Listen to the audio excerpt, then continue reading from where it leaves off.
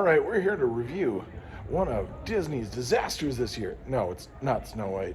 Although, yes, that everyone thinks that's going to be an epic failure.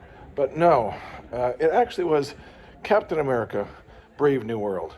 And that movie is going to make $200 million in U.S. theaters alone. If you don't believe me, look it up.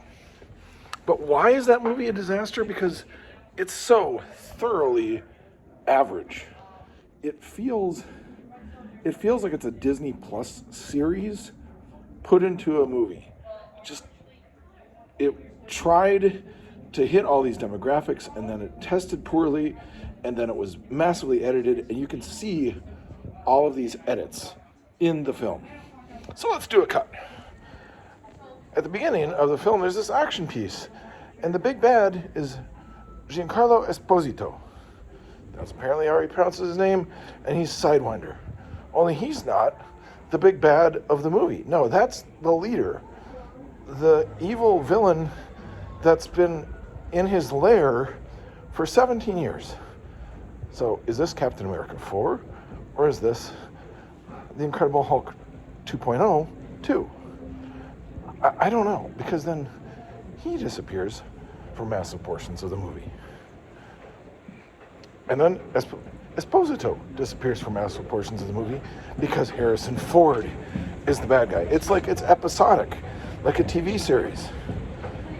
And the story kind of ping-pongs.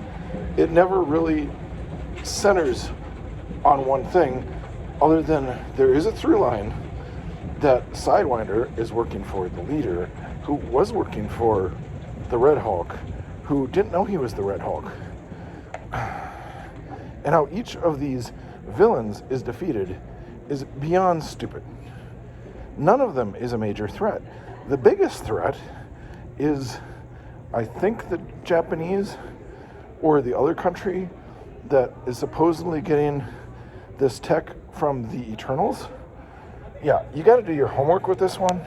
It seriously feels like it's like a 6-hour story put in at around 2 hours. Edited down, chopped up, nothing really has consequences. It wants to feel insanely big, but it's got the smallest stakes of any Captain America movie. Because the villains are chumps. And then the cameos have no relation to the story whatsoever. There's one, I think it's in the trailer. By this point, it's not a surprise. But Ross's daughter, Thunderbolt Ross's daughter, is in the movie, sort of. It's via telephone, like she's calling, it's her voice. And then at a point where you think she should fix things, she's nowhere to be found, only to come at like a post-credit scene. It's very weirdly constructed, and it's a failure. It's a thoroughly mediocre movie that should have been much better, but it wasn't. It's not good, but it's not bad enough to be like enjoyable. It's like, huh. So anyway, that's the disaster.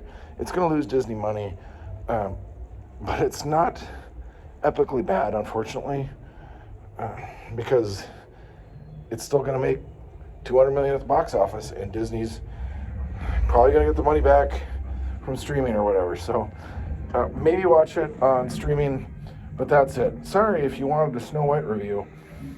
The quick version is it's kind of thoroughly mediocre also. It's not good, but it's not so bad it's good. Enjoy. I would not recommend it.